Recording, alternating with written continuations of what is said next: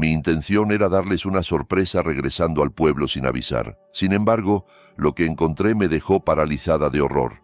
A mi padre y a mi madre siendo tratados como sirvientes en la casa que yo misma había comprado con mi propio dinero, humillados por mi cuñada y su madre, dos parásitas sin vergüenza alguna. En ese mismo instante tomé una decisión firme y definitiva. Me aseguré de que pagarían cada una de sus infamias con creces. Pero antes de seguir, si estás escuchando esta historia, te voy a pedir un favor muy grande. Apoya este canal con tu like, suscríbete y activa la campanita para que no te pierdas lo que viene, porque lo que le hicieron a mis padres no se lo deseo a nadie. Quédate conmigo hasta el final, y cuando termine, cuéntame en los comentarios qué habrías hecho tú en mi lugar y desde qué ciudad me estás escuchando.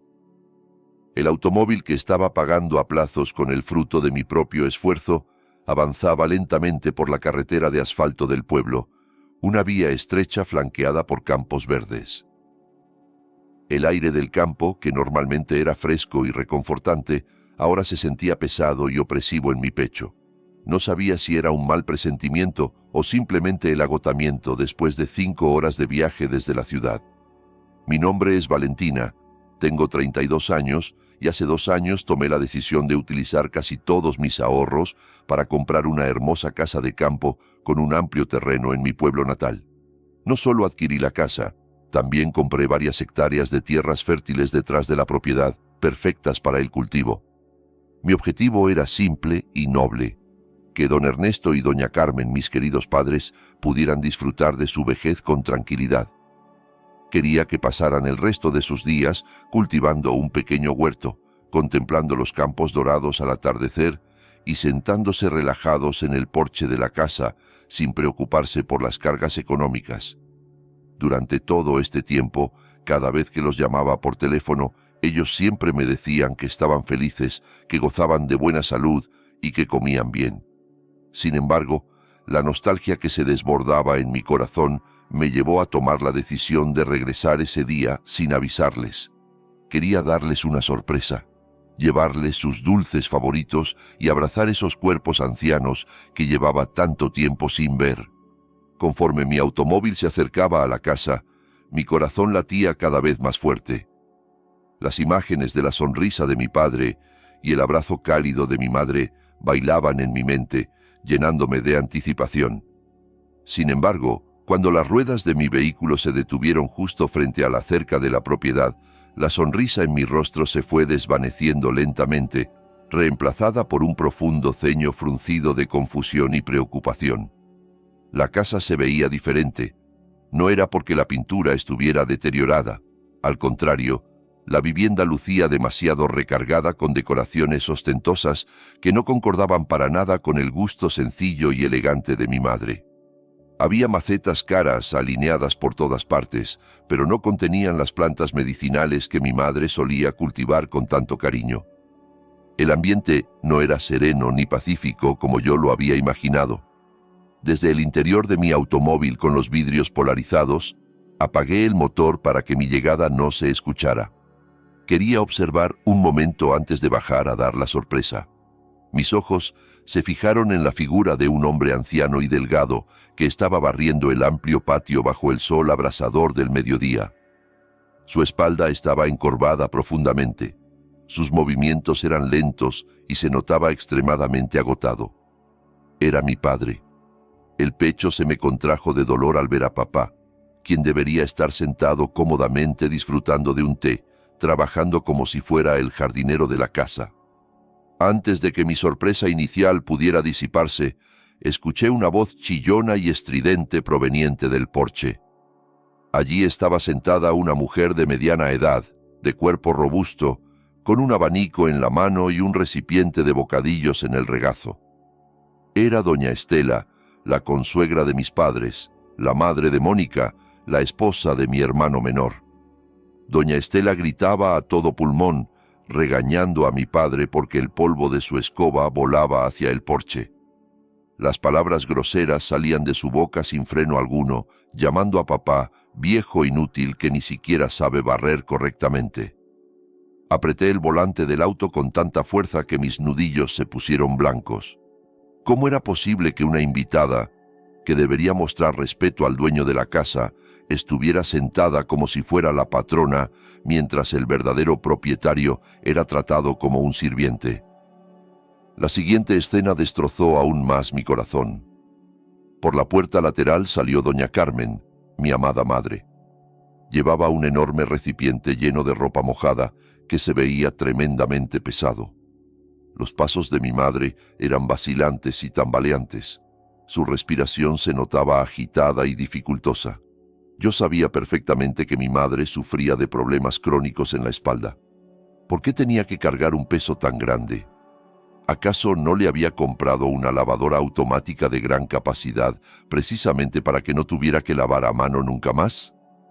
Mi pregunta encontró respuesta cuando vi a Mónica, mi cuñada, salir de la casa con el teléfono en la mano, señalando descaradamente hacia el tendedero y ordenándole a mi madre que colgara su ropa inmediatamente porque ella tenía que irse a su reunión social.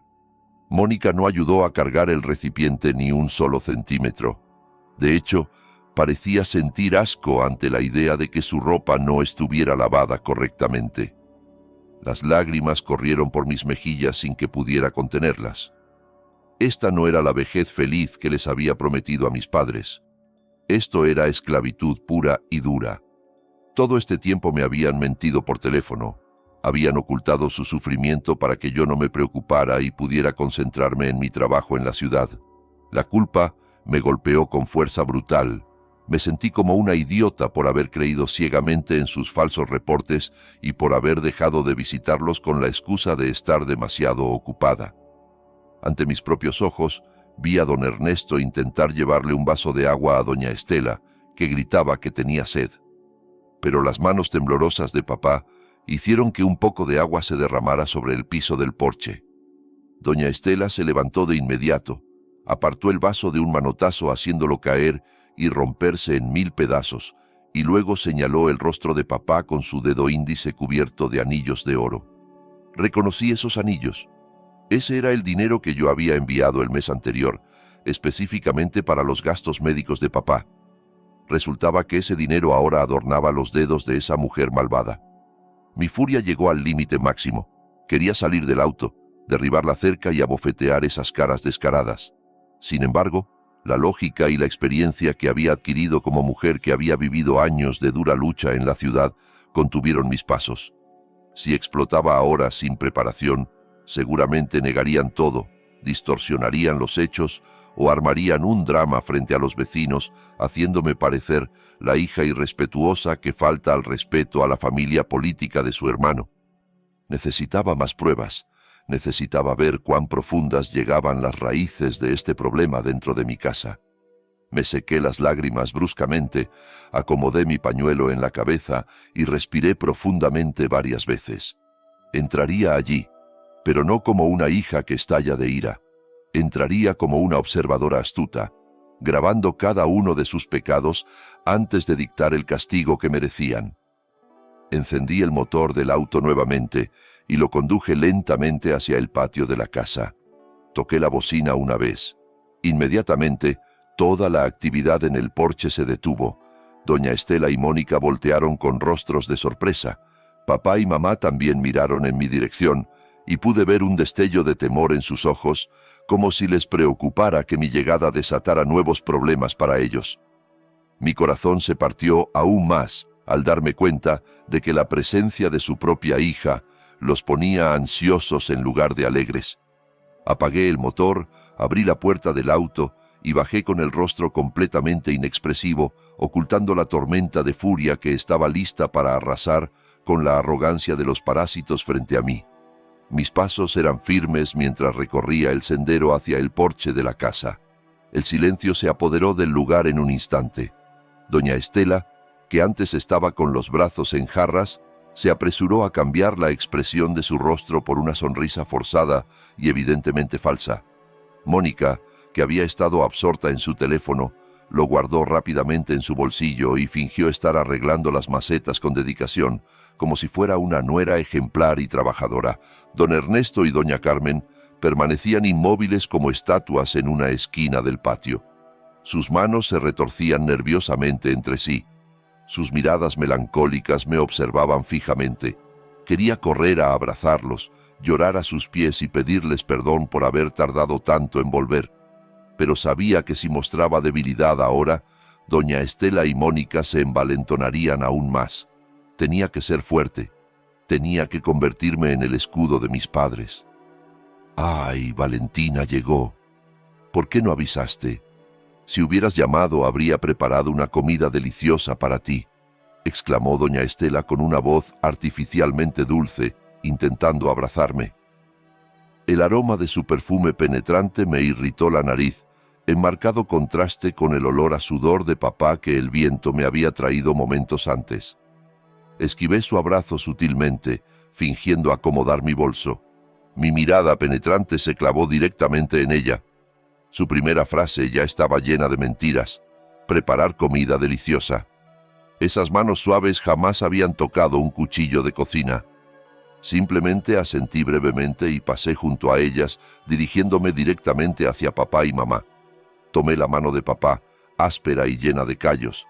Su piel se sentía caliente, como si tuviera fiebre.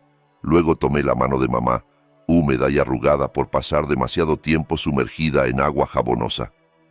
«Papá, mamá, Valentina llegó», dije en voz baja. Los ojos de mamá se llenaron de lágrimas. Sus labios temblaban queriendo decir algo, pero miró con miedo hacia donde estaba doña Estela. Finalmente, mamá solo asintió y susurró: «Gracias a Dios que estás bien, hija». Solo eso. Ninguna queja, ninguna denuncia. Su nobleza se convirtió en un cuchillo que cortaba mi corazón aún más profundamente. Guié a mis padres para que se sentaran en las sillas del porche. Sin embargo, Mónica intervino rápidamente. «Oye, Valentina, papá y mamá todavía están sucios, vienen del jardín. Van a ensuciar las sillas nuevas. Mejor que se limpien primero en la parte de atrás». Mi sangre hirvió al escuchar las palabras de Mónica. Esas sillas nuevas, las sillas de madera fina que yo había comprado el año pasado específicamente para que papá pudiera sentarse cómodamente por las tardes. ¿Por qué ahora se le prohibía a papá sentarse en su propia silla? Pero me contuve. «Ah, entiendo», respondí brevemente. Dejé que papá y mamá caminaran lentamente hacia la parte trasera de la casa, mientras yo era guiada por doña Estela y Mónica hacia la sala principal. Al entrar, noté cambios drásticos en la decoración interior. Las fotos de mi graduación y las fotos familiares ya no estaban en las paredes. Habían sido reemplazadas por una enorme foto de la boda de Mónica y Federico, además de un primer plano de doña Estela sonriendo ampliamente. Esta sala ya no se sentía como la casa de mis padres, sino como el pequeño palacio de doña Estela. «Tu hermano Federico está en el baño. Pronto saldrá. Siéntate primero, Valentina. Debes estar cansada del viaje», dijo doña Estela mientras se acomodaba en el sofá más mullido y levantaba los pies con total descaro. Pedí permiso para ir al baño, aunque en realidad era una excusa para inspeccionar mejor el estado de la casa. Me dirigí hacia el dormitorio principal, la habitación que debería ocupar papá y mamá, porque tenía baño privado y el colchón ortopédico que les había comprado especialmente para cuidar sus espaldas. La puerta de esa habitación estaba entreabierta. Espié hacia adentro y lo que vi confirmó mis sospechas. El cuarto estaba repleto de pertenencias de Mónica y doña Estela. Ropa tirada por todos lados, botellas de cosméticos caros cubriendo el tocador. Así que era cierto lo que temía. Habían usurpado el dormitorio principal. Entonces, ¿dónde dormían mis padres? Mis pies me llevaron hacia la parte trasera de la casa, cerca de la cocina. Allí había un pequeño cuarto que originalmente era un almacén para guardar provisiones.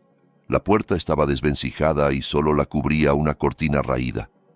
Aparté la cortina suavemente. Lo que vi dentro me dejó sin aliento. No había colchón cómodo, solo una estera delgada extendida sobre el suelo de cemento frío. Las almohadas estaban gastadas y la manta era fina como papel. En una esquina del cuarto se apilaban cajas de cartón viejas. Allí estaban sentados papá y mamá, con las piernas estiradas, masajeándose mutuamente los pies adoloridos. Papá hacía muecas de dolor por la molestia en su espalda, mientras mamá, con dedicación infinita, le aplicaba ungüento. No se habían percatado de mi presencia. Aguanta un poco más, Ernesto. Cuando Federico regrese del trabajo, le pediremos un poco de dinero para comprar medicina en la farmacia, susurró mamá. Papá respondió: No, Carmen, pobrecito Federico.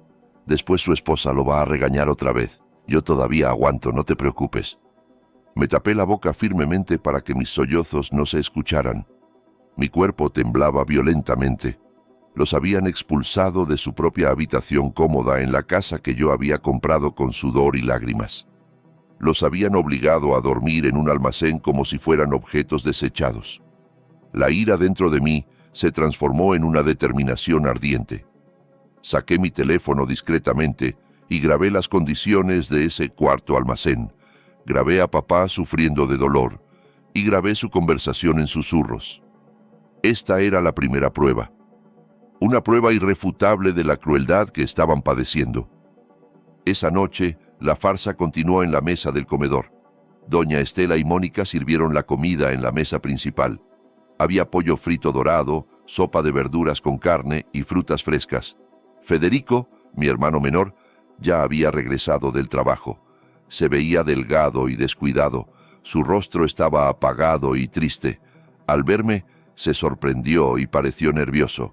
Me abrazó brevemente, pero sus ojos no se atrevían a sostener mi mirada por mucho tiempo. Nos sentamos a comer juntos. Sin embargo, papá y mamá no estaban en la mesa. ¿Dónde están papá y mamá?, pregunté con tono neutro mientras sostenía la cuchara. Mónica respondió despreocupadamente mientras masticaba el pollo frito. «Ah, a los viejos les gusta comer atrás, Valentina. Dicen que se sienten más cómodos sentados en el suelo, que en la mesa se les cansan las piernas». Mentira. Sabía que era mentira. Me levanté llevando mi plato todavía vacío hacia la cocina trasera. Federico intentó detenerme. «Hermana, mejor come aquí». Pero aparté su mano. Llegué a la cocina y vi a papá y mamá comiendo arroz blanco frío con los restos del caldo de la sopa y un pedazo de tofu quemado. Comían con avidez porque estaban hambrientos después de trabajar forzadamente todo el día. Mi corazón se hizo pedazos.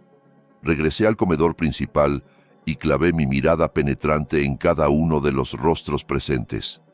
Doña Estela, la codiciosa; Mónica, la astuta; y Federico, el cobarde.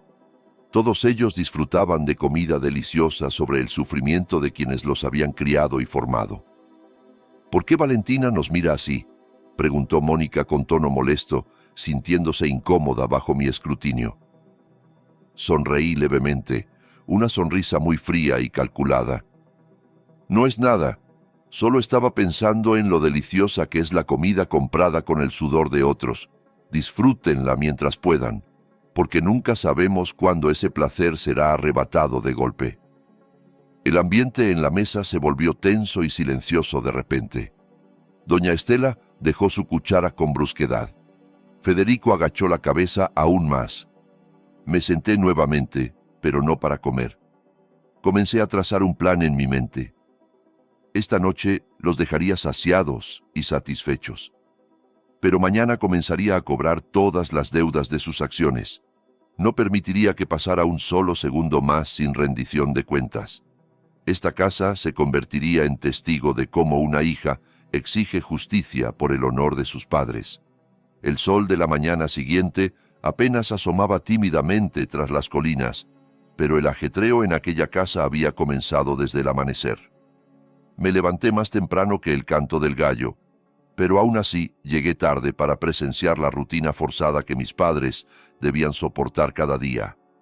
Desde detrás de la ventana de la sala, con la cortina ligeramente entreabierta, vi a don Ernesto cargando ya una azada sobre su hombro derecho, que se veía frágil y débil. A su lado, doña Carmen llevaba una cantimplora con agua y una modesta merienda. Sus pasos eran vacilantes, sin el entusiasmo característico de un agricultor orgulloso de su tierra, sino más bien como prisioneros de guerra siendo conducidos a un campo de trabajos forzados.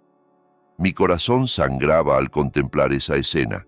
A su edad avanzada, Papá y mamá solo deberían caminar tranquilamente por los senderos entre los campos para respirar aire fresco, supervisar brevemente a los trabajadores contratados y luego regresar a casa para disfrutar de un té caliente. No debían descender directamente al barro frío y cargar sus viejos huesos con trabajo físico extenuante. Esperé unos momentos hasta que desaparecieron en la curva del camino del pueblo. Luego me apresuré a bañarme y prepararme. Me puse ropa casual y cómoda, con un pañuelo sencillo en la cabeza, y salí sigilosamente de la casa sin despertar a los demás habitantes que aún dormían plácidamente en su habitación con aire acondicionado. Seguí las huellas de mis padres hacia los campos que se extendían no muy lejos detrás de la propiedad. La extensión de tierra dorada de 2 hectáreas se desplegaba hermosa ante mis ojos. Ese era el terreno que había comprado con mi bono anual y mis ahorros de años de trabajo en la ciudad, específicamente para que papá tuviera una actividad placentera, no una tortura.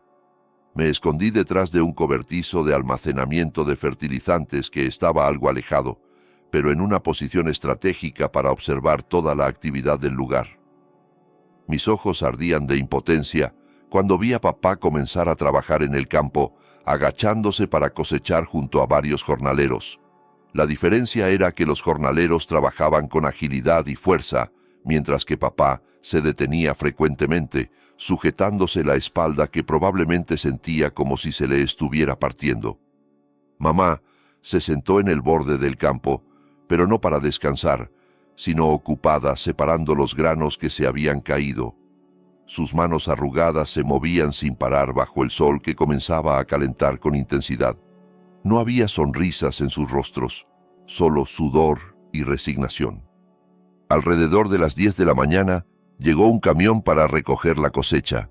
Al mismo tiempo, una motocicleta que reconocí como la de mi hermano Federico se acercó velozmente y se detuvo cerca del camión. Pero quien bajó no fue Federico, sino Mónica. Mi cuñada descendió con aires de celebridad extraviada en el campo. Llevaba grandes gafas de sol, un parasol de encaje para proteger su piel del sol y una mascarilla facial. No miró en ningún momento hacia donde estaban papá y mamá, que seguían bañados en sudor en medio del cultivo. Mónica fue directamente hacia el comprador de la cosecha, un hombre corpulento que llevaba un maletín de cuero. Agucé el oído y discretamente activé la función de grabación de voz en mi teléfono, acercándome sigilosamente detrás de unos arbustos. La conversación que escuché hizo hervir mi sangre. El comprador le entregó varios fajos de billetes de alta denominación a Mónica. Era el dinero de la cosecha principal, una suma que ascendía a varios miles de dólares. Mónica recibió ese dinero con los ojos brillantes de codicia. Sus dedos contaron rápidamente los billetes. Muy bien.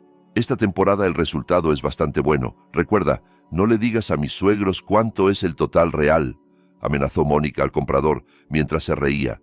El hombre solo asintió obedientemente y se marchó una vez concluido el negocio. Cuando Mónica estaba a punto de guardar el dinero en su bolso de marca, don Ernesto subió al borde del campo con la respiración entrecortada y los pies cubiertos de lodo. Se acercó a Mónica con actitud suplicante, tremendamente dolorosa de presenciar. «Mónica, hija», llamó papá con voz ronca, «¿me podrías dar un poco de ese dinero? Solo $15. Mi medicina para el dolor de articulaciones se acabó. Anoche no pude dormir porque me dolían mucho las piernas, como si me clavaran agujas». Mónica miró a papá con expresión de asco, como si fuera un mendigo pidiendo limosna, y no el legítimo dueño del campo que acababa de producir el dinero que ella sostenía. Resopló con desprecio y cerró su bolso herméticamente. «Ay, don Ernesto, usted es demasiado quejumbroso. A cada rato pide medicina, a cada rato se enferma. Eso es porque usted no se mueve lo suficiente. Por eso trabaje más duro para que los músculos no se le pongan rígidos. Este dinero ya tiene destino. Tengo que pagar mi tanda, comprar mi crema facial que ya se acabó y comprar un bolso nuevo para la boda del próximo domingo.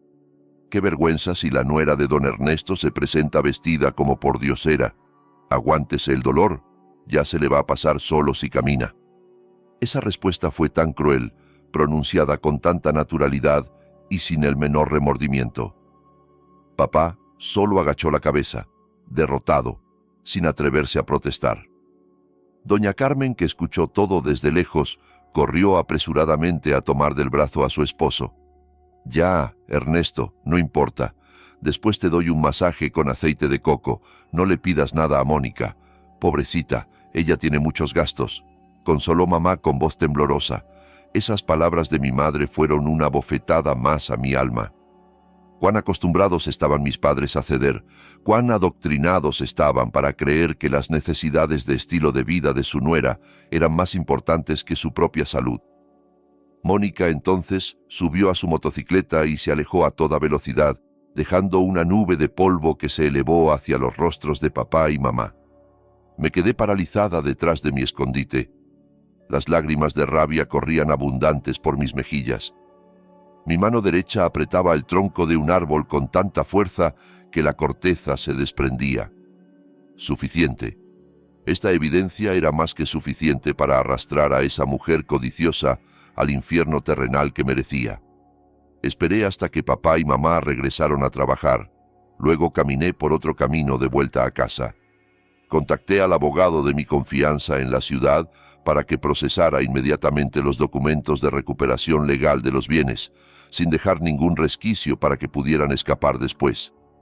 Al llegar a la casa, vi a Mónica ocupada en la sala, fotografiando los fajos de billetes y subiéndolos a las redes sociales con una descripción nauseabunda. Gracias a Dios, resultado del trabajo duro de mi esposo y las oraciones de una esposa devota. Cosecha abundante, bendiciones para la esposa consentida. Sentí náuseas al leerlo. Trabajo duro del esposo. Federico era apenas un empleado temporal en la alcaldía, y ese campo era trabajado por los frágiles huesos de mi padre. Mentira tras mentira seguían acumulándose. Entré a mi habitación y guardé todas las grabaciones en mi computadora portátil, haciendo varias copias de seguridad. Debía ser paciente un poco más. Mañana sería el día del verdadero ajuste de cuentas. Les permitiría volar alto con su arrogancia hoy, para que cuando los derribara mañana, el dolor destruyera hasta el polvo los huesos de su soberbia. El ambiente de la casa esa mañana cambió drásticamente, volviéndose extremadamente festivo, mucho más animado que una feria nocturna. Resultó que doña Estela estaba organizando una gran reunión social que ella proclamaba como una celebración del éxito de su hija y su yerno. Desde el amanecer, había llegado un camión de catering descargando todo tipo de recipientes con comida elegante para un buffet. El aroma del estofado de cordero y las brochetas de pollo se esparcía por todos los rincones de la casa, despertando el apetito de cualquiera que lo oliera. El amplio patio delantero ya estaba adornado con carpas decorativas y sillas forradas con tela de satén elegante. Doña Estela y Mónica iban y venían de un lado a otro dirigiendo a los trabajadores de decoración. Ambas estaban maquilladas al máximo desde temprano. Doña Estela llevaba un vestido de gala moderno lleno de lentejuelas que brillaban bajo la luz del sol, completado con un elaborado peinado alto que la hacía lucir arrogante. Su cuello, orejas y muñecas estaban cubiertos de joyas de oro gruesas y llamativas que yo estaba 100% segura habían sido compradas con el dinero exprimido del sudor de mi padre. Mientras tanto, Mónica vestía un elegante vestido de fiesta de seda que se veía carísimo, su rostro maquillado con capas gruesas que ocultaban su expresión naturalmente agria. Yo solo observaba en silencio todos los preparativos desde la ventana de mi habitación. Mi corazón se partía aún más al ver a don Ernesto y doña Carmen. A ellos no los habían arreglado, no les habían dado ropa bonita, y mucho menos los habían invitado a sentarse cómodamente para recibir a los invitados. Por el contrario, ambos vestían su ropa de diario, ya desgastada y algo descolorida. Doña Estela, descaradamente, ordenó a papá cargar las cajas pesadas de botellas de refresco hacia el área del buffet. Papá, cuyas piernas todavía le dolían por lo ocurrido ayer en el campo, caminaba cojeando mientras contenía el dolor. Mientras tanto, a doña Carmen le ordenaron limpiar los platos del catering y acomodar los cubiertos en la mesa, exactamente como las tareas de una empleada del servicio de banquetes. Que queden bien limpios, ¿eh?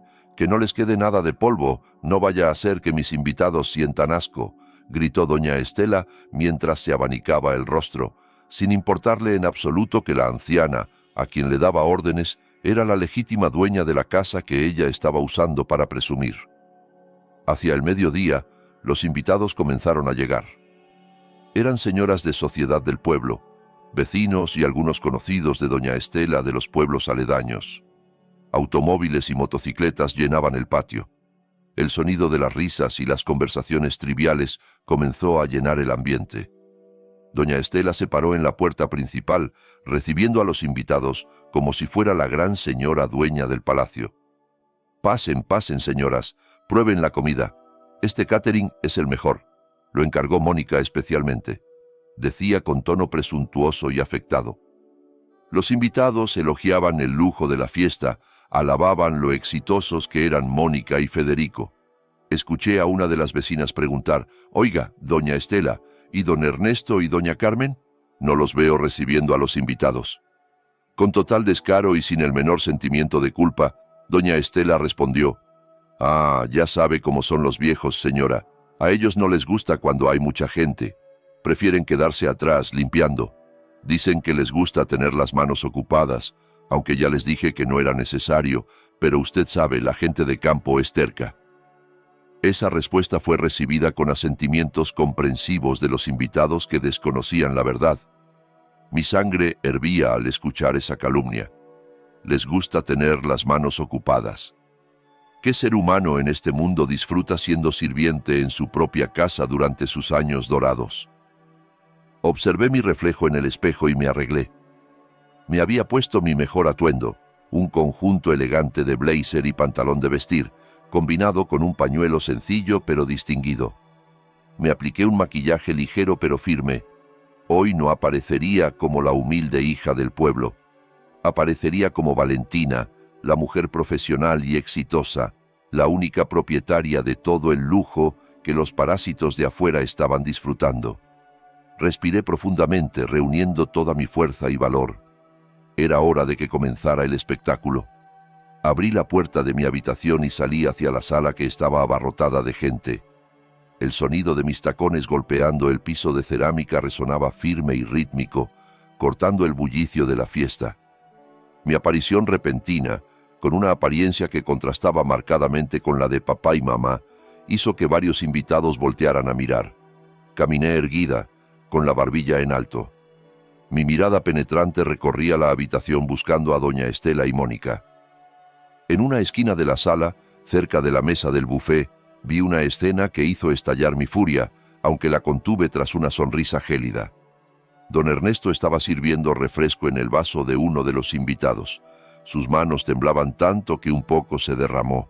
El invitado se mostró molesto y doña Estela inmediatamente le arrebató el vaso de las manos a papá, regañándolo en voz baja pero claramente audible.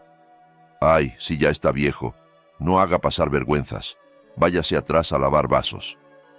Papá agachó la cabeza, asustado. Ese fue el límite de mi paciencia. «Esperen», dije con voz lo suficientemente fuerte como para interrumpir el murmullo de conversaciones en la sala. De inmediato, el ambiente quedó en silencio y todas las miradas se posaron en mí. Doña Estela y Mónica voltearon con rostros de sorpresa mezclada con pánico. Federico, que estaba charlando con un amigo, palideció al verme salir de mi habitación. Caminé lentamente hacia la mesa del buffet, parándome exactamente al lado de mi padre, que temblaba de miedo. Lo abracé por los hombros con fuerza, transmitiéndole fortaleza. Luego, miré a doña Estela directamente a los ojos. «¿Por qué mi padre tiene que lavar vasos en tu fiesta, doña Estela?», pregunté con tono bajo pero cortante como un cuchillo. ¿Acaso el dueño de esta casa no debería estar sentado en el lugar de honor y ser respetado? ¿Por qué en cambio mi padre es tratado como un sirviente sin paga? Doña Estela soltó una risa forzada, tratando de aligerar el ambiente que de repente se había vuelto sofocante. Gotas de sudor frío comenzaron a aparecer en sus sienes cubiertas de maquillaje espeso. Ella dio un paso adelante, intentando abrazar mis hombros como si fuéramos una familia muy unida y armoniosa. pero yo moví mi cuerpo con firmeza, dejando que sus manos agarraran el aire vacío. Mi rechazo abierto hizo que su sonrisa falsa se crispara.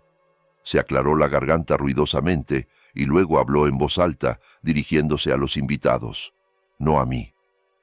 Dijo que yo era solo una hija cansada después del largo viaje desde la ciudad, que mi mente estaba confundida y mis palabras eran incoherentes. Trató de convencer a todos de que los certificados de propiedad y los asuntos de bienes eran asuntos internos de la familia que no debían magnificarse. Incluso se atrevió a decir que don Ernesto y doña Carmen ya estaban seniles y frecuentemente se proclamaban dueños de la casa cuando en realidad ya habían cedido todo a sus hijos y nuera. Esa calumnia vil salió tan suavemente de su lengua venenosa, haciendo que mi corazón ardiera aún más de indignación. Pensaba que al tildar a mis padres de seniles podría escapar del juicio social. No le permití controlar la narrativa ni un segundo más. No respondí a sus palabras. En cambio, me volví hacia papá y mamá. Frente a las decenas de pares de ojos de los vecinos que aún estaban clavados en sus asientos, hice algo que dejó muda a doña Estela. Tomé la mano de doña Carmen, esa mano que antes era suave y ahora estaba áspera, agrietada y olía al jabón detergente penetrante. Levanté esa mano bien alto, mostrándosela a todos. «Miren esta mano», exclamé con voz temblorosa conteniendo el llanto. «Esta mano me crió a mí y a mi hermano. Esta mano debería estar sosteniendo un rosario y libros de oraciones en su vejez. Pero miren en qué se ha convertido. Su piel se está pelando porque la obligan a lavar las ropas de fiesta de su nuera con las manos todos los días.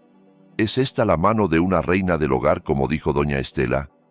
¿Puede el gusto por limpiar destruir las manos de alguien hasta este punto?» Los invitados comenzaron a cuchichear entre sí. Las señoras de la primera fila se llevaron las manos a la boca.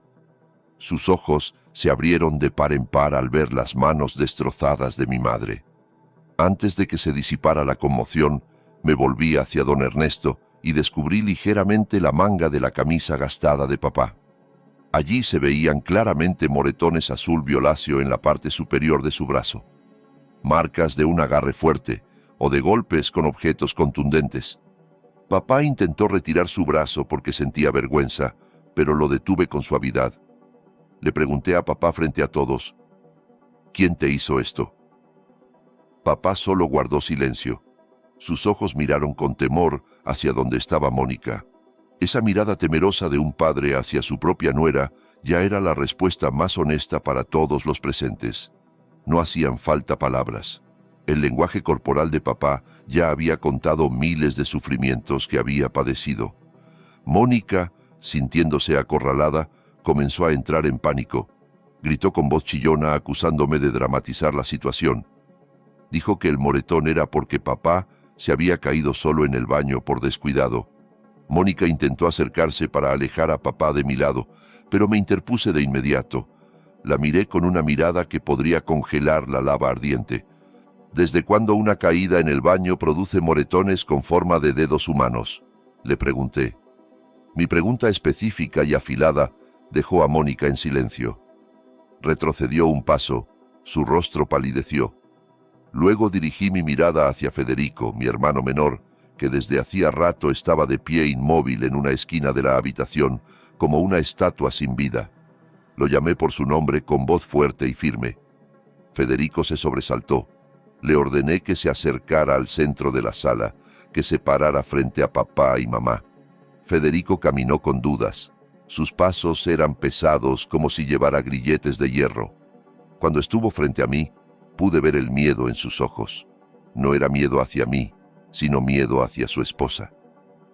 Le pregunté a Federico dónde estaba su conciencia como hijo varón. ¿Dónde estaba la promesa que me había hecho cuando yo pagué sus estudios universitarios? La promesa de que cuidaría de papá y mamá mientras yo trabajaba en la ciudad. Federico solo agachó la cabeza, sin atreverse a responder. Apreté los hombros de Federico, obligándolo a ver el rostro marchito de papá y el rostro lleno de arrugas de cansancio de mamá. Le pregunté si había estado comiendo carne deliciosa mientras su padre y su madre comían sobras de arroz en la cocina trasera. Mi pregunta golpeó la boca de su estómago. Federico comenzó a llorar desconsoladamente. Sus hombros temblaban, pero seguía sin atreverse a defenderse. Su llanto era el llanto de un cobarde que sabe que ha hecho mal, pero no tiene el valor de enmendarlo. La situación en la sala había dado un giro de 180 grados. Si al principio de la fiesta los invitados miraban a doña Estela y Mónica con admiración y respeto, ahora esas miradas se habían transformado en expresiones de asco, sospecha e indignación. Los murmullos de los vecinos se escuchaban cada vez más fuertes. Alguien empezó a comentar que con razón don Ernesto se veía tan demacrado últimamente. Otro añadió que frecuentemente escuchaban gritos provenientes de esta casa, pero no se habían atrevido a intervenir. Ahora todos los velos de falsedad habían sido rasgados. Doña Estela, al darse cuenta de que su posición estaba amenazada, decidió jugar su última carta. De repente, se dejó caer al suelo, fingiendo desmayarse de manera muy dramática. Esperaba que con eso la atención de la gente se desviara y yo dejara de acosarla. Mónica inmediatamente gritó histérica: «¡Mamá! ¡Mamá se desmayó! Valentina, mira lo que hiciste. ¿Quieres matar a mi suegra?». Sus gritos resonaban intentando posicionarse como víctima de la cruel cuñada. Pero yo no me inmutaba. Conocía perfectamente esa actuación barata. Le dije con calma a uno de los invitados que casualmente era el enfermero del pueblo: «Don enfermero, por favor revísela.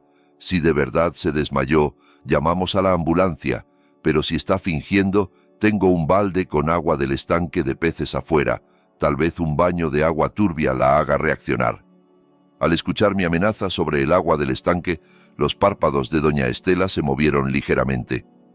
Claramente había escuchado mis palabras. Sonreí con sarcasmo. Su farsa ya no valía nada ante mis ojos. Hoy no solo había tomado el control de la fiesta, sino que también había recuperado la dignidad de mis padres que ellos habían pisoteado. Esta confrontación era apenas el comienzo, porque después de esto yo demostraría en blanco y negro quién era verdaderamente la dueña de esta casa. Doña Estela, al darse cuenta de que mi amenaza sobre el agua del estanque iba en serio, abrió lentamente los ojos y fingió recuperar la conciencia con la respiración entrecortada de manera forzada. Fue ayudada a sentarse por Mónica e inmediatamente puso cara de víctima. Mónica, viendo que su madre había fracasado en obtener simpatía, tomó el relevo del ataque. Se puso de pie, se secó sus lágrimas de cocodrilo y me miró con odio puro. Se dio cuenta de que la vía de la simpatía estaba cerrada, así que cambió a la vía legal, o al menos la ley según su entendimiento superficial y astuto. Con voz alta para que todos los invitados escucharan, Mónica gritó que yo podía decir lo que quisiera, pero que la ley era la ley. Afirmó que Federico, su esposo, como el único hijo varón, tenía derecho total a la herencia de esta casa y que Federico ya había firmado un documento de donación cediendo la administración de la casa y las tierras a Mónica como su esposa. Mónica corrió a su habitación y regresó trayendo una carpeta de plástico. Con manos temblorosas de emoción, sacó una hoja de papel que se veía arrugada. Agitó ese papel frente a mi cara y frente al representante vecinal que casualmente estaba presente en la fiesta. «Miren esto», exclamó. «Esta es la firma de Federico sobre papel notariado. Federico ya me donó todo hace un mes, así que legalmente yo soy la señora de esta casa ahora. Tú, Valentina, eres solo una invitada no deseada. No tienes derecho a echarnos ni a mandarnos». Mónica sonrió triunfante, convencida de que esa hoja con sello era el arma definitiva que me silenciaría para siempre.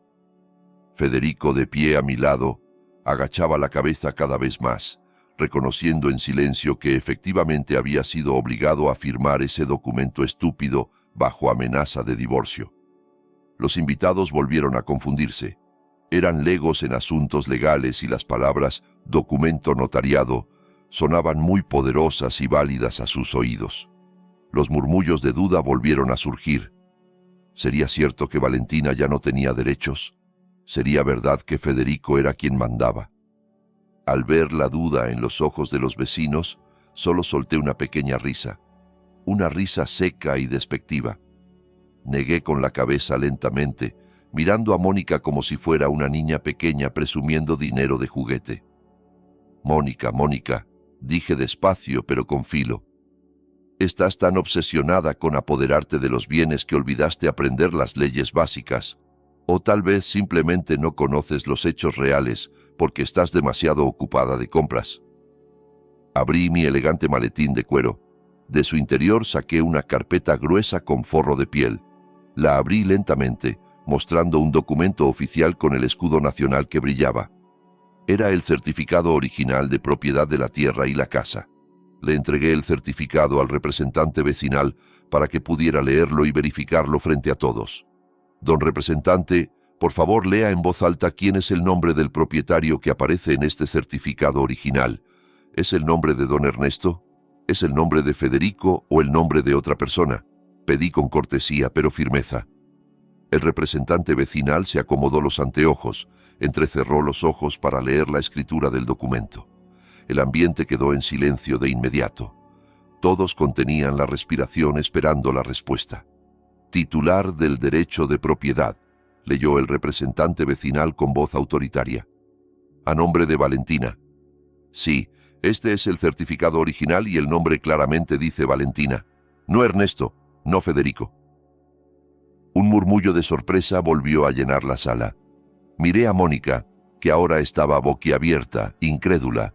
Su rostro, que antes estaba rojo de ira, se había vuelto blanco como la cal. Sus piernas flaqueaban. «¿Cómo es posible?», siseó. «Federico dijo que...». «Federico no tiene ningún derecho para donarte esta casa, Mónica», la interrumpí rápidamente. «Porque esta casa desde el principio la compré directamente a mi nombre, no a nombre de papá.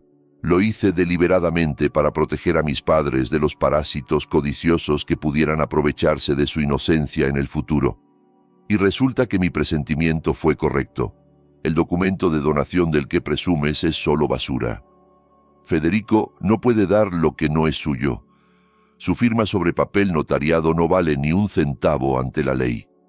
Mónica se tambaleó hacia atrás, chocando contra la mesa del buffet, haciendo que varias cucharas cayeran con un tintineo estridente. Su mundo se derrumbó en un instante. Su reclamo de propiedad se había pulverizado, pero yo aún no había terminado. Todavía quedaba un último clavo para el ataúd de su reputación. Y para demostrar que ustedes no solo son estafadoras, sino también seres humanos sin corazón, dije, mientras sacaba mi teléfono y lo conectaba al altavoz Bluetooth que se había usado para la música de la fiesta. «Escuchen esto, queridos vecinos. Este es el verdadero rostro de esta familia honorable cuando no hay invitados presentes». Presioné el botón de reproducir. La grabación de voz que había tomado en el campo y en el porche de la casa ayer retumbó por toda la habitación. La voz chillona de doña Estela insultando a papá se escuchó claramente. «Viejo inútil que no sirve para nada, ni barrer sabe hacer bien, que no coma si trabaja tan lento». Le siguió la voz de Mónica llena de desprecio. «Siempre con las medicinas, solo gasta dinero, mejor muérase de una vez para no dar más problemas». Y el quejido de papá suplicando por su medicina. Esa grabación fue como una bomba que explotó en medio de la multitud. Ya no había más dudas, ya no había más simpatía. Los rostros de los vecinos ahora estaban llenos de una ira genuina. Algunos de los hombres apretaban los puños. Las mujeres miraban con asco hacia doña Estela y Mónica. Doña Estela se tapó los oídos gritando: «¡Apáguenlo! Eso es mentira, está editado». Pero nadie le creyó. La voz era demasiado auténtica, demasiado cruel para ser fabricada. La imagen de suegra bondadosa y nuera exitosa que habían construido durante todo este tiempo se hizo pedazos en cuestión de segundos. Ahora estaban completamente desnudas ante la sanción social. «¿Escucharon eso?», pregunté. Mi voz temblaba conteniendo el llanto de rabia. Ese es el pan de cada día de mis padres. Insultos, humillaciones, hambre en la casa que yo compré para su felicidad. ¿Todavía hay alguien que las defienda? Nadie respondió. Solo las miradas condenatorias de todos los rincones de la habitación se posaban sobre las dos mujeres codiciosas. Esta fiesta se había convertido en un tribunal popular y el veredicto de culpabilidad ya había sido pronunciado antes de que cayera el martillo. Vi a Mónica sentarse derrotada en el suelo, llorando no por arrepentimiento, sino porque sabía que había perdido rotundamente. Y yo me mantuve de pie junto a mis padres, sintiendo que el peso en mi pecho se aligeraba gradualmente. La verdad había sido revelada, y ya no había lugar donde esconderse para las mentirosas.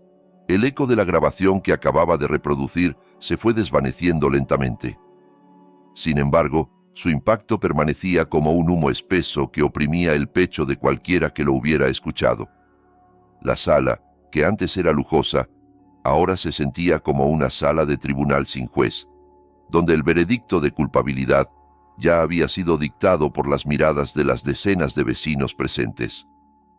Doña Estela estaba sentada desplomada en el suelo con la respiración agitada. Su rostro estaba pálido como si la sangre hubiera dejado de circular por su cuerpo. Mónica permanecía de pie, paralizada, con la boca entreabierta. Sus ojos se movían frenéticamente buscando una salida para huir o defenderse, pero no había ni un solo rincón en esa habitación que ofreciera protección. Federico, mi hermano, seguía con la cabeza agachada junto a la mesa del buffet, con los hombros caídos cargando el peso de una vergüenza inmensa. Yo me mantuve erguida en el centro de la sala, todavía sosteniendo el teléfono que se había convertido en el arma de destrucción de sus mentiras. Pero aún no había terminado. Echarlas sin más me parecía demasiado fácil. Expulsarlas solo trasladaría a los parásitos a otro lugar sin darles una lección que dejara huella. Quería arrancar la raíz de su arrogancia hasta la última fibra. Y la mejor manera de herir a la gente codiciosa es atacando los bienes que más veneran. Caminé lentamente hacia una mesita en la esquina de la habitación donde estaba mi maletín de trabajo. El silencio tenso acompañaba cada uno de mis pasos. Ningún invitado se atrevía a hacer ruido. Ni siquiera el tintineo de los cubiertos se escuchaba. Abrí el maletín y saqué un grueso cuaderno de notas negro, una calculadora grande y un bolígrafo. Regresé al centro de la habitación, tomé una silla vacía y me senté con calma exactamente frente a doña Estela y Mónica. Coloqué la calculadora sobre mi rodilla y las miré fijamente con una mirada gélida que penetraba. ¿Creen que después de que toda esta crueldad saliera a la luz, simplemente les pediré que se vayan? No es tan fácil, dije con voz neutral.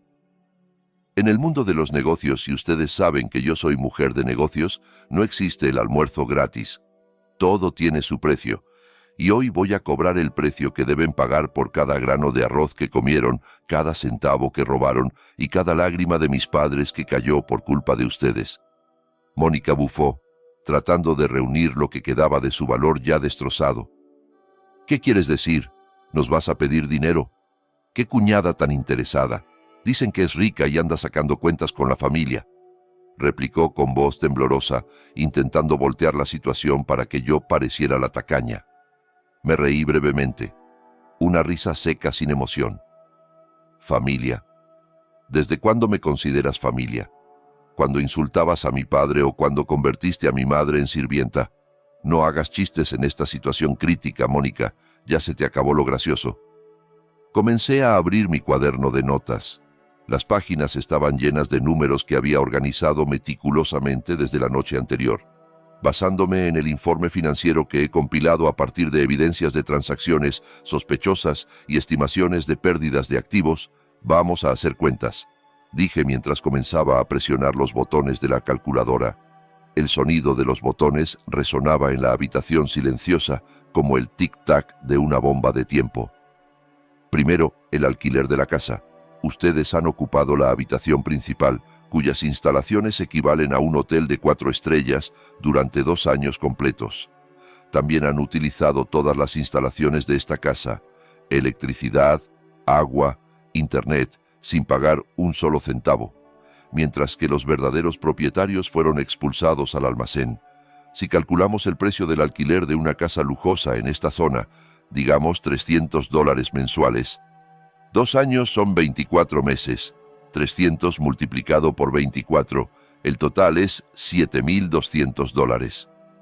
El rostro de doña Estela se tensó. Sus ojos casi se salían de las órbitas. $7,000. ¿Estás loca? Esta es la casa de mi yerno. ¿Por qué tenemos que pagar alquiler?, gritó histérica. Yo ignoré ese grito y seguí presionando los botones de la calculadora. Segundo, las ganancias de la cosecha. Las 2 hectáreas de tierra detrás de la casa siempre producen una cosecha abundante 3 veces al año. La ganancia neta de cada cosecha es en promedio de $2,000. Esa es la cifra mínima. Durante 2 años ha habido 6 cosechas. 2,000 multiplicado por 6. El total es $12,000. Este dinero debería haber entrado a la cuenta de papá como ahorro para su vejez, pero en cambio terminó en bolsos de marca y joyas que cuelgan de tu cuello, doña Estela. Mónica comenzó a temblar violentamente. El sudor frío corría arruinando su maquillaje. Los números que mencionaba eran tan grandes y reales. Los vecinos que escuchaban murmuraban asombrados y furiosos a la vez. No imaginaban que la cantidad de dinero malversada por la nuera y consuegra ingratas alcanzara decenas de miles de dólares. Tercero, continué sin piedad, compensación por daños físicos y mentales. Ustedes trataron a mis padres como sirvientes sin sueldo. Si el salario de una empleada doméstica es de $150 mensuales, multiplicado por 2 personas, multiplicado por 24 meses, son $7,200, sin incluir los gastos médicos por el dolor de espalda de papá, que empeoró porque lo obligaron a trabajar en el campo, y los costos por el trauma psicológico de mamá. Redondeémoslo a $10,000. Presioné el botón de igual en la calculadora con fuerza. Entonces el total de la deuda de ustedes conmigo y con mis padres es de $25,000. Levanté la calculadora mostrando la larga hilera de números a ellas y a los invitados. $25,000. Ese es el precio que tienen que pagar ahora mismo. Doña Estela gritó. Esta vez era un grito de miedo puro y genuino. ¿De dónde vamos a sacar tanto dinero? ¿Quieres matarnos? No tenemos dinero. Se arrastró hacia Federico, jalando los pantalones de su hijo. Federico, haz algo. Tu hermana se volvió loca. Nos quiere extorsionar. Cerré mi cuaderno de notas con un golpe seco y fuerte. ¿Extorsionar? Solo estoy recuperando lo que es mío. Dicen que no tienen dinero. No mientan. Mira el brazalete de oro que rodea tu brazo, doña Estela. Mira el collar que te aprieta el cuello. Mira el reloj de Mónica. Mira la motocicleta nueva afuera. Mira los bolsos de marca en esa habitación. Todo eso fue comprado con el dinero de la cosecha de papá, ¿verdad? Eso no es de ustedes. Son bienes robados. Me puse de pie, caminando hacia Mónica, que retrocedía aterrorizada hasta que su espalda chocó contra la pared. Les doy 2 opciones. Primera opción. Paguen los $25,000 completos ahora mismo, en este instante. Si no tienen efectivo, entreguen todos los bienes que compraron con el dinero de papá y el resto lo pagan a plazos con un acuerdo notarial frente a un abogado. Segunda opción. Hice una pausa dramática, dejando que el miedo reptara por sus espinas dorsales. Ya tengo preparado un expediente de denuncia ante la policía. Los cargos son múltiples: fraude, malversación de bienes, falsificación de documentos de herencia y violencia doméstica contra personas mayores. Con la evidencia de las grabaciones y la cantidad de testigos oculares aquí presentes, les garantizo que se pudrirán en la cárcel por un mínimo de 5 años. La cárcel de mujeres no es agradable, Mónica. No hay cremas para la piel, no hay colchones mullidos, y tendrás que lavar tu propia ropa allí. Mónica lloraba a gritos desconsoladamente. Sus piernas cedieron hasta que se deslizó sentada al suelo. La imagen de la cárcel destruyó su mente instantáneamente. Miró a Federico con ojos suplicantes. Federico, ayúdame. No quiero ir a la cárcel. Paga la deuda, Federico. Pide un préstamo en el banco. Hipoteca tu nombramiento de trabajo. Haz lo que sea, rogaba. Federico miraba a su esposa con la mirada vacía. Pedir préstamo al banco. Hipotecar su nombramiento. Su sueldo como empleado temporal ni siquiera le alcanzaba cada mes porque Mónica se lo quitaba todo para su estilo de vida. ¿Cómo podría pagar $25,000? Federico sabía que no tenía poder alguno. No les queda mucho tiempo, dije mientras miraba mi elegante reloj de pulsera. Les doy 1 hora, discútanlo entre ustedes. Si en 1 hora no hay decisión o si intentan huir, la policía que ya contacté vendrá a buscarlas. Y créanme, el oficial de policía no será tan paciente como yo. El ambiente de esa fiesta se había transformado verdaderamente en un infierno para ellas. Los invitados comenzaron a retirarse uno por uno, no porque los echaran, sino porque se sentían asqueados y no querían seguir cerca de esa familia de estafadores. Sin embargo, antes de irse, varios vecinos se acercaron a saludar a papá y mamá, pidiéndoles disculpas por no haber sabido y haber permitido que esa opresión ocurriera durante tanto tiempo. Tengan paciencia, don Ernesto, doña Carmen. Apoyamos a Valentina. A la gente mala hay que darle una lección, dijo uno de los vecinos con sinceridad. Ese apoyo moral hizo que papá y mamá lloraran de emoción. Sentían que su dignidad poco a poco les era devuelta. Mientras tanto, en una esquina de la habitación, doña Estela y Mónica estaban enfrascadas en una discusión a susurros muy acalorada. Se culpaban mutuamente. Todo esto es tu culpa, Mónica. Tú eres la derrochadora.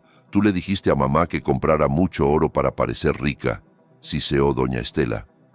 ¿Cómo que mi culpa? Mamá también fue la que pidió que le comprara esto y aquello.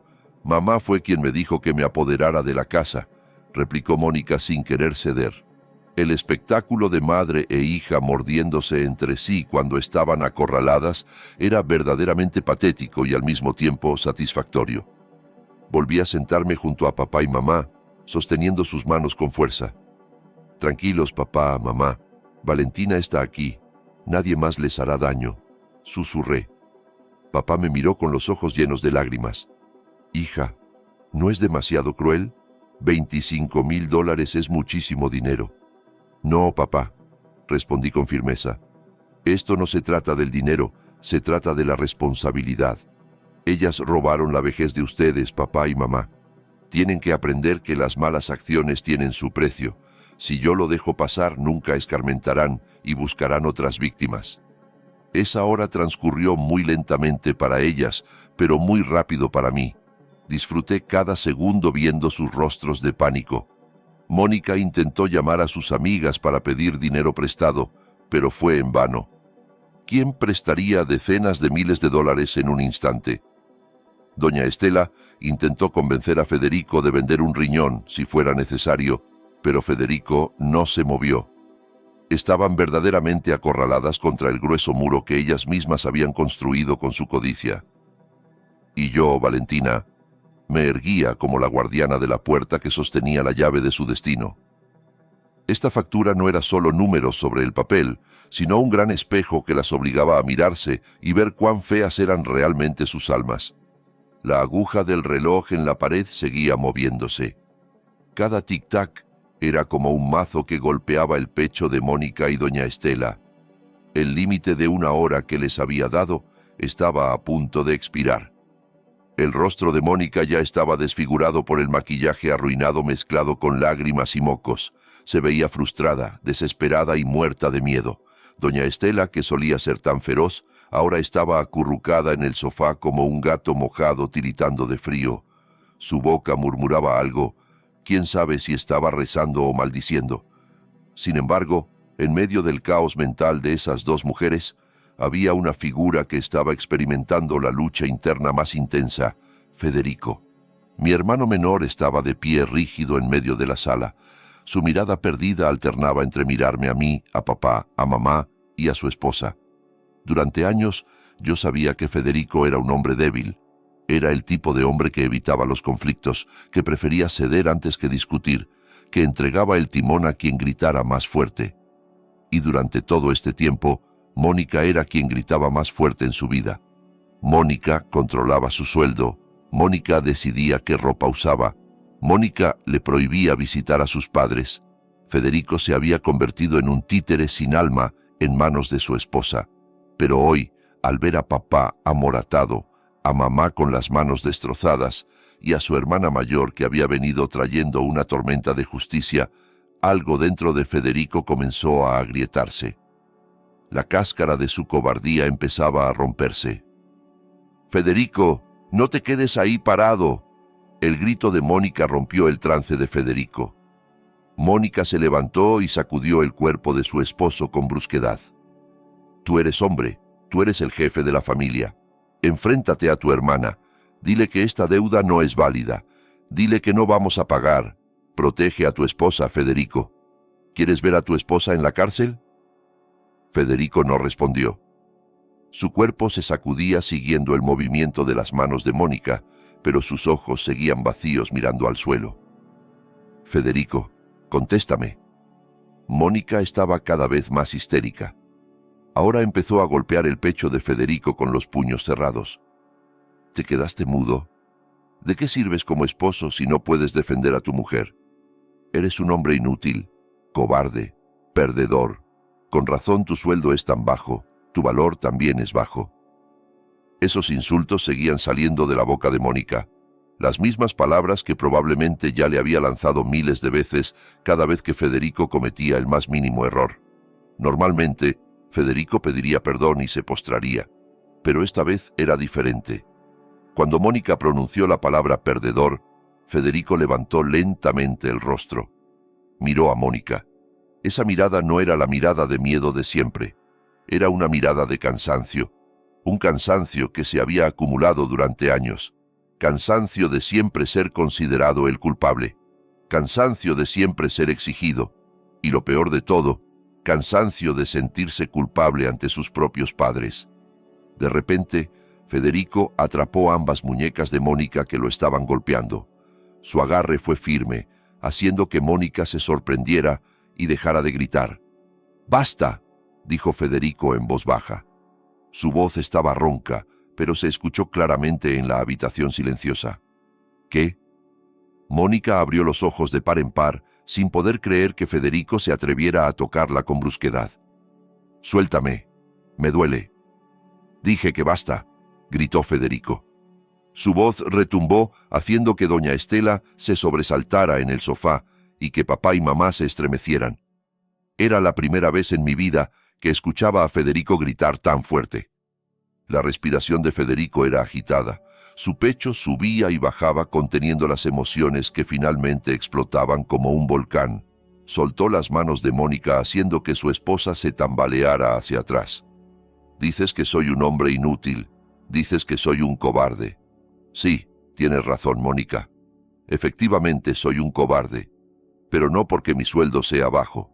Soy cobarde porque dejé que una mujer diabólica como tú pisoteara el paraíso que está bajo los pies de mi madre».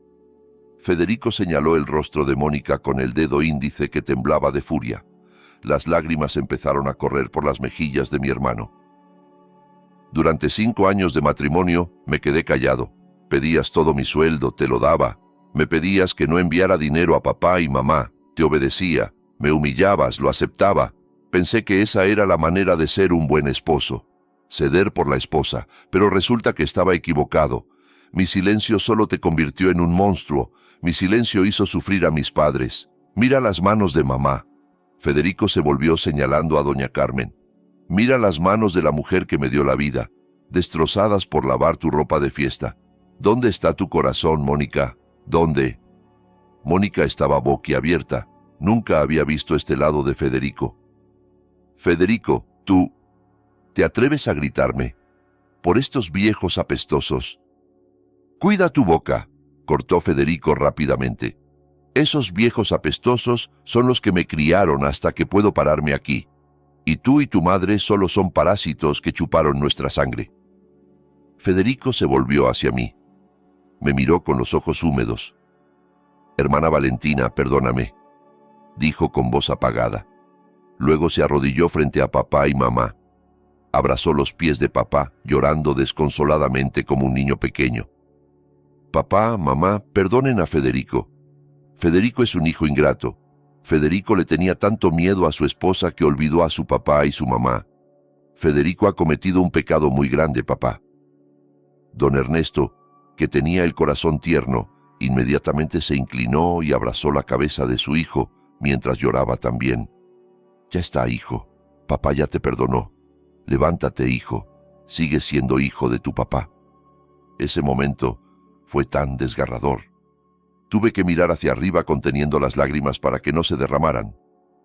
Esto era lo que había estado esperando. No el dinero, no la cárcel, sino el regreso de mi hermano al abrazo de la familia. Federico luego se puso de pie lentamente. Se secó las lágrimas con la manga de su camisa. Su rostro ahora se veía diferente. Había una firmeza nueva en él. Se volvió hacia Mónica y doña Estela, que aún estaban en shock. «¡Mónica!», llamó Federico con voz neutra. «A partir de hoy, desde este mismo instante, ya no quiero ser tu esposo. Yo, Federico, te repudio. Nos divorciamos». Esas dos últimas palabras explotaron más devastadoramente que una bomba. «¡Nos divorciamos!», Mónica gritó histéricamente como si le estuvieran arrancando la piel en vivo. «No, Federico está loco. No puedes divorciarte de mí. ¿Quién te va a cuidar? ¿Quién te va a cocinar? No puedes vivir sin mí». «Puedo cocinar yo mismo, Mónica, o puedo comer comida comprada. Eso es mucho mejor que amargarse la vida todos los días contigo», respondió Federico fríamente. «Y tú, doña Estela, por favor vete de la casa de mi hermana. Llévate a tu hija. Ya no tengo nada que ver con ustedes». Doña Estela, al darse cuenta de que su fuente de dinero, Federico, ya se había lavado las manos, entró en pánico total. «Federico, no seas así, hijo. Esto se puede hablar con calma. Mónica solo estaba alterada hace rato. No te divorcies. ¿Quién va a pagar las cuotas del auto de mamá? ¿Quién me va a dar para los gastos?». Di un paso adelante cortando esa súplica patética. «Ya nadie va a financiar tu vida de derroche, doña Estela. Federico ya despertó. El camino de ustedes se ha dañado permanentemente. Ahora volvemos a las opciones del principio. Paguen los $25,000 o la cárcel. Como Federico ya se divorció de Mónica, él ya no está obligado a cargar con la deuda de los crímenes de su esposa. Eso es puramente un delito personal de Mónica y de doña Estela». Mónica miró a Federico con una mirada de incredulidad. El esposo que antes consideraba un buey tonto al que podía manejar como quisiera, ahora se erguía firme como un muro impenetrable. Mónica se dio cuenta de que había perdido todo en un solo día. Perdió la casa lujosa, perdió el estatus social, perdió la fuente de dinero y perdió al esposo que alguna vez la amó. «Tienen 10 minutos para recoger sus pertenencias personales», dije con firmeza mientras señalaba la puerta de salida. «Recuerden, solo pertenencias personales, ropa e interiores. El oro, las joyas, los bolsos de marca, el reloj y la motocicleta se quedan aquí como embargo inicial para pagar la deuda. Si hay, aunque sea un anillo escondido debajo de la ropa interior, lo consideraré robo y el castigo será más severo». Federico caminó hacia la puerta principal y la abrió de par en par. La luz del sol de la tarde entró iluminando la sala, como si abriera camino para que la oscuridad se fuera. «Salgan, por favor», dijo Federico sin mirar más el rostro de su exesposa. Mónica lloraba a mares. Sus piernas parecían paralizadas. Doña Estela, temblando, trató de ayudarla a levantarse. Las dos se veían muy patéticas, muy lejos de la imagen de gran señora que habían mostrado esa mañana. Con pasos tambaleantes, fueron hacia la habitación a recoger su ropa usada, acompañadas por las miradas frías de toda la familia. La decisión de Federico se había convertido en el último mazazo que derrumbó el palacio de falsedad de ellas. Ya no había más techo bajo el cual refugiarse en esta casa y ya no había más corazones que pudieran manipular. El karma estaba trabajando de manera muy ordenada y dolorosa. Los 10 minutos que les di transcurrían muy lentamente, pero eran sofocantes para doña Estela y Mónica. Desde dentro de la habitación que antes habían reclamado como su cuarto privado, se escuchaban ruidos de objetos siendo arrojados apresuradamente a las maletas. Los sollozos de Mónica y los gruñidos de doña Estela aún se oían vagamente, intercalados con el sonido de cierres de maletas que se cerraban a la fuerza. Yo permanecía recostada en el marco de la puerta de la sala, con los brazos cruzados sobre el pecho, vigilando cada movimiento de la puerta de esa habitación como un águila acechando a su presa. Detrás de mí, 2 oficiales de policía que había contactado desde el inicio del alboroto estaban de pie con rostros impasibles. Su presencia no era para arrestar inmediatamente por ahora, sino para asegurar que el proceso de expulsión y embargo de bienes transcurriera sin violencia física, además de servir como testigos legales si las 2 mujeres intentaban hacer trampa. Federico estaba sentado en una silla de madera en el porche, con la cabeza muy agachada, sin querer ver el rostro de la mujer de la que acababa de divorciarse. Papá y mamá ya estaban sentados cómodamente en el sillón de la sala, bebiendo té caliente para calmar su conmoción. La puerta de la habitación finalmente se abrió. Doña Estela salió primero, arrastrando una maleta grande que se veía muy pesada. Su rostro estaba hinchado, los ojos rojos e inflamados, y el maquillaje espeso ya se había corrido sin remedio, haciéndola parecer un payaso patético. Detrás de ella, Mónica caminaba tambaleante cargando una mochila grande y llevando 2 bolsas de plástico llenas a reventar. Caminaban con la cabeza agachada, tratando de evitar mis miradas y las de los policías. Intentaban caminar rápido hacia la puerta de salida, esperando poder escapar pronto de este infierno de juicio. Pero yo no las dejaría irse así de fácil. «Alto», dije fríamente. Sus pasos se detuvieron al instante en medio de la sala. Doña Estela volteó con rostro suplicante. Sus labios temblaban queriendo rogar. «Ya nos vamos, Valentina. No lo hagas más difícil. Ya llevamos nuestra ropa», gimoteó doña Estela con voz ronca. «Dije antes que solo pueden llevarse pertenencias personales, ropa usada y ropa interior. No se permiten bienes de valor», insistí mientras me acercaba. «Oficial, por favor, revise el contenido de sus maletas. Sospecho que hay bienes de mi padre que están tratando de esconder». Mónica chilló, abrazando su bolso con fuerza. «Estas son mis pertenencias personales. No las toques. Estás violando los derechos humanos», gritó histéricamente, tratando de usar términos legales que ella misma no entendía. La oficial, con calma pero firmeza, tomó el bolso de las manos de Mónica. «Disculpe, señora. Es el procedimiento. La propietaria de la casa ha reportado sospecha de robo de bienes. Debemos revisar». El bolso fue abierto sobre la mesa. Su contenido fue vaciado. Efectivamente, mis sospechas y presentimientos eran correctos. Entre el montón de ropa arrugada cayeron objetos brillantes que habían intentado pasar de contrabando.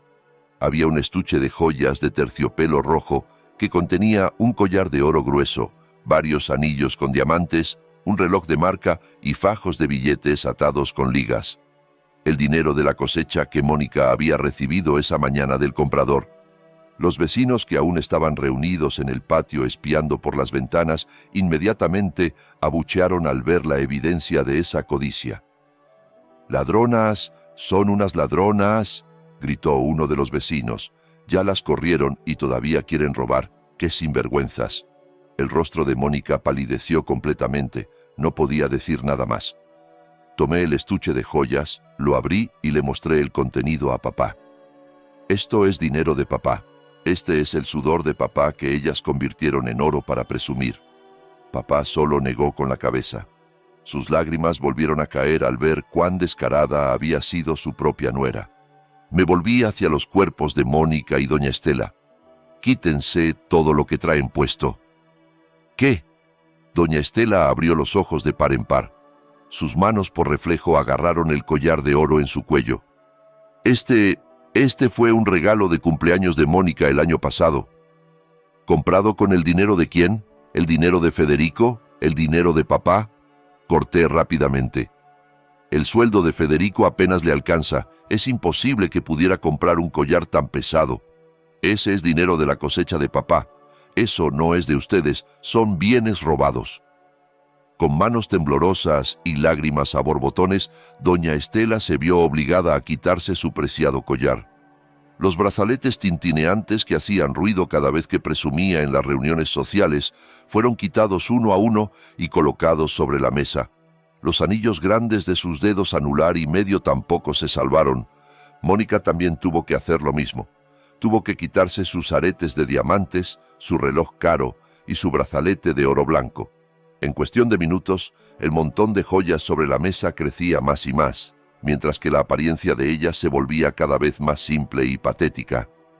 Habían vuelto a su forma original antes de convertirse en parásitos en esta casa, dos mujeres comunes sin el brillo del lujo. Ese bolso, señalé el bolso de marca que llevaba Mónica. Es un bolso caro, vale miles de dólares. Déjalo aquí. Usa una bolsa de plástico negra. Mónica lloraba a gritos como una niña a la que le arrebatan su juguete. Ese bolso era el último símbolo de su estatus social. No este bolso, por favor, Valentina, te lo suplico, es mi favorito, rogaba lastimosamente. Tu favorito fue comprado con el dinero de la medicina de mi papá, que tú te robaste, respondí sin piedad. Le arrebaté el bolso. Mónica finalmente tomó una bolsa de plástico negra grande de la cocina y metió su ropa en ella. El contraste de esa imagen era impactante. La gran señora que esa mañana se había presentado como una celebridad, ahora cargaba una bolsa de basura llena de ropa vieja. Ahora salgan, dije señalando la puerta que estaba abierta de par en par. Caminaron tambaleantes hacia la puerta. Cuando pisaron el porche, los abucheos de los vecinos se hicieron más fuertes. Váyanse de aquí, parásitos, no vuelvan a este pueblo nunca más. Los gritos y burlas eran como una lluvia de piedras golpeando su dignidad. Doña Estela se cubría la cara con la punta de su pañuelo, mientras Mónica seguía llorando a mares. Caminaban a pie, arrastrando la maleta y cargando la bolsa de plástico negra. No había motocicleta porque las llaves ya habían sido confiscadas por Federico. No había dinero en efectivo porque ya lo habíamos recuperado. En la entrada, Mónica se detuvo un momento y miró hacia Federico, que todavía estaba sentado en el porche. Esperaba encontrar un poco de compasión en los ojos de su ex esposo. Federico, llévanos a la terminal. Por favor, Federico, ten piedad. Tu suegra no puede caminar tanto. Federico levantó la cabeza lentamente. Sus ojos estaban rojos e hinchados, pero su mirada era fría. Miró a Mónica como si mirara a una extraña que nunca había conocido. Caminen. Así es como mi padre camina al campo cuando le duelen las piernas. Sientan ese dolor. Considérenlo ejercicio, ustedes que tanto les gusta hacer trabajar duro a los viejos. La respuesta de Federico fue una bofetada de cruda realidad para Mónica. Su última esperanza se esfumó. Se dio la vuelta y continuó su camino. El cielo de la tarde, que empezaba a oscurecerse, parecía apoyar el ambiente dramático. Las nubes oscuras se arremolinaban sobre el pueblo y poco después comenzó a caer una llovizna. Las gotas de lluvia mojaron sus cuerpos, haciendo que su apariencia fuera aún más lamentable. Me quedé de pie junto a papá y mamá, viendo sus espaldas alejarse y empequeñecerse al final del camino del pueblo. Se iban sin llevarse nada más que la ropa que traían puesta y la vergüenza que cargarían de por vida. Suspiré profundamente. El peso en mi pecho se sintió desaparecer de golpe. Los policías se despidieron después de asegurarse de que la situación estaba bajo control. Los vecinos se fueron dispersando poco a poco. Algunos todavía encontraron tiempo para dar ánimos a papá y mamá. Procesaremos el caso legal mañana temprano, oficial. No voy a retirar la denuncia hasta que realmente devuelvan el resto de las pérdidas que no fueron cubiertas con este embargo, le dije al oficial antes de que se fuera. El día ya había dado paso a la noche, cuando la casa finalmente quedó verdaderamente en paz, libre de molestias.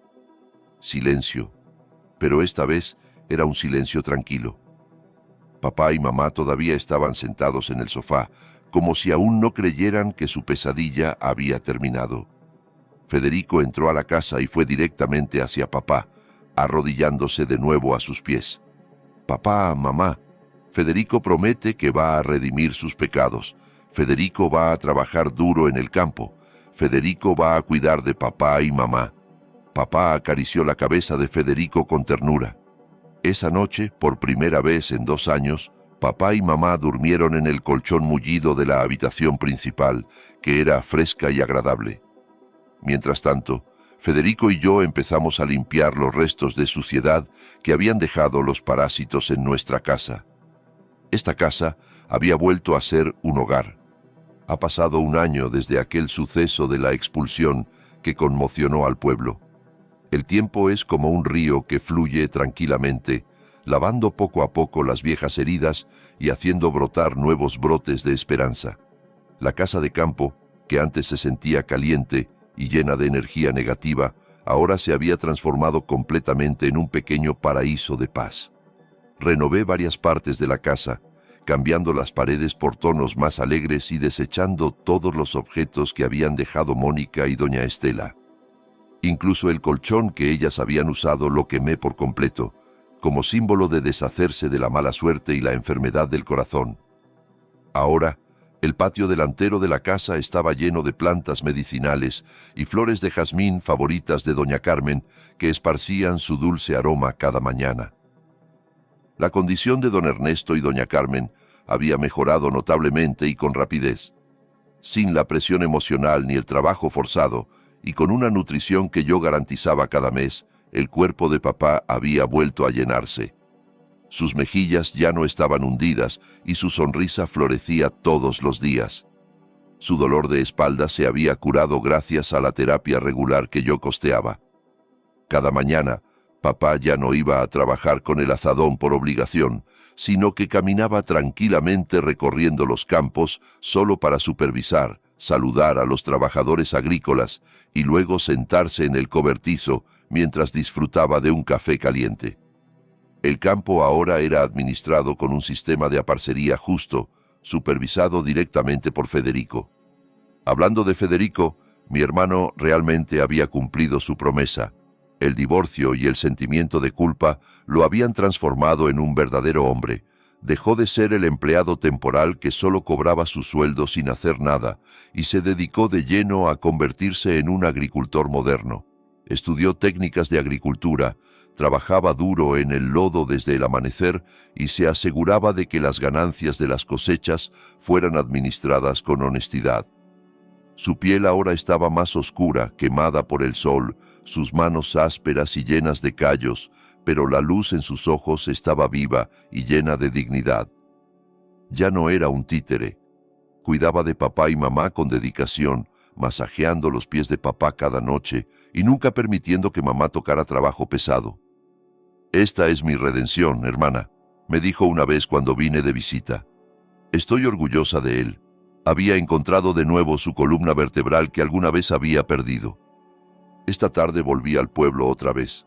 Estaba sentada en el porche con mi laptop en las piernas, terminando algo de trabajo de la oficina, acompañada de plátanos fritos calientes que mamá había preparado. La brisa de la tarde soplaba suavemente. Papá se reía a carcajadas escuchando los chistes de un vecino que había venido de visita. El ambiente era tan armonioso. Sin embargo, la ley natural sigue su curso. Mientras nosotros disfrutábamos de los frutos de la paciencia, en otro lugar el karma estaba cosechando los resultados de sus acciones. Recibí noticias de un familiar que vivía en la ciudad vecina, el lugar donde Mónica y doña Estela habían alquilado un cuarto pequeño después de ser expulsadas. Las noticias eran verdaderamente lamentables, pero no podía negar que sentía una sensación de justicia cumplida al escucharlas. Después de ser expulsadas sin llevarse nada de valor, habían vivido a la deriva. El dinero de la venta de su ropa usada se acabó en un mes. Mónica, que no tenía ninguna habilidad más que maquillarse e insultar a la gente, tuvo dificultades para encontrar trabajo. Su título universitario no servía para nada porque su actitud era pésima. Finalmente, Mónica se vio obligada a trabajar como lavaplatos en un puesto de comida callejera, sucio y concurrido. Imaginen la ironía. Las manos de Mónica, que antes presumía eran suaves como la seda y siempre lucían manicura cara, ahora estaban ásperas, agrietadas y ampolladas porque cada día estaban sumergidas en agua con detergente fuerte y aceite sucio. Tenía que lavar cientos de platos sucios cada noche, exactamente como ella obligaba a mi madre a lavar su ropa. Se dice que el dueño del puesto de comida era muy estricto y grosero. Con la más mínima mancha en un plato, Mónica era insultada frente a los clientes. La llamaban tonta y lenta.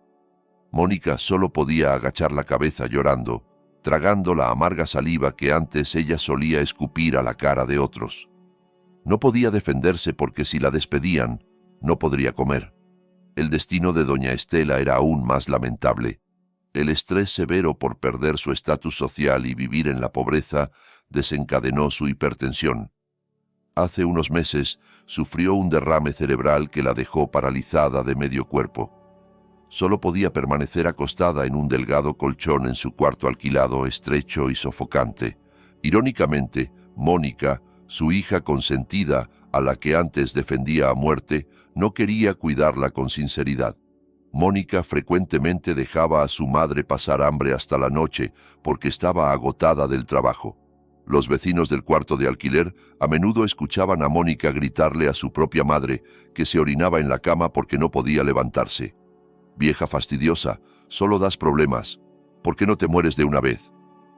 Esos gritos de Mónica eran exactamente iguales, palabra por palabra, a los que ella antes dirigía a mi padre. El karma le devolvía a doña Estela a través de la boca de su propia hija. Ahora ella sentía cuán doloroso era ser una anciana indefensa humillada por la persona que debería cuidarla. Incluso, las últimas noticias que escuché decían que Mónica planeaba dejar a su madre en un asilo de ancianos del gobierno porque ya no podía pagar el alquiler y los pañales. Iba a abandonar a su propia madre. Doña Estela, la mujer cuya arrogancia antes llegaba al cielo, ahora terminaría sola y abandonada en un asilo, dejada por la hija que ella había criado para ser un monstruo. Ambas estaban destruidas, no porque yo las hubiera destruido, sino porque su propio carácter podrido había podrido sus vidas desde adentro. La factura de $25,000 efectivamente nunca la pagaron en dinero, pero la estaban pagando con un sufrimiento de por vida cuyo precio era mucho más alto. Cerré mi laptop y suspiré aliviada. Mis ojos se dirigieron hacia doña Carmen, que estaba regando las flores. Su rostro estaba en paz. Las líneas de sufrimiento en su cara se habían ido desvaneciendo gradualmente, reemplazadas por la luz de la tranquilidad. Me di cuenta de que la mejor venganza no era guardar las brasas de la ira continuamente, sino asegurarme de que las personas que amamos vivan felices mientras dejamos que Dios y el universo se encarguen del resto. «Hija, entra, ya está oscureciendo», llamó mamá con dulzura. «Sí, mamá», respondí sonriendo. Me levanté y me arreglé la ropa. Antes de entrar, miré una última vez hacia el camino del pueblo que estaba oscuro. Allá, en la distancia que los ojos no alcanzaban a ver, sabía que había dos mujeres que estaban llorando, lamentando su destino bajo la luz tenue de un farol callejero o en la esquina de un cuarto sofocante. Que así sea. Ese es el camino que ellas eligieron. Entré a la casa cálida, cerré la puerta firmemente, dejando afuera toda la historia oscura. Aquí, dentro de esta casa, solo había risas, oraciones y amor eterno. La justicia había sido restaurada y esta historia terminaba perfectamente. Y hasta aquí llega mi historia. Al final, la vida siempre cobra cada deuda, aunque a veces tarde en hacerlo. Si esta historia te hizo enfadarte, emocionarte o pensar en tus propios padres, te pido algo. No te vayas sin dejar tu like, suscribirte al canal y activar la campanita, porque se vienen historias todavía más fuertes. Y ahora quiero leerte. ¿Crees que el castigo que recibieron fue justo o te quedaste con ganas de algo más? Cuéntame tu opinión y desde qué país o ciudad me escuchas, que voy a estar leyendo todos los comentarios.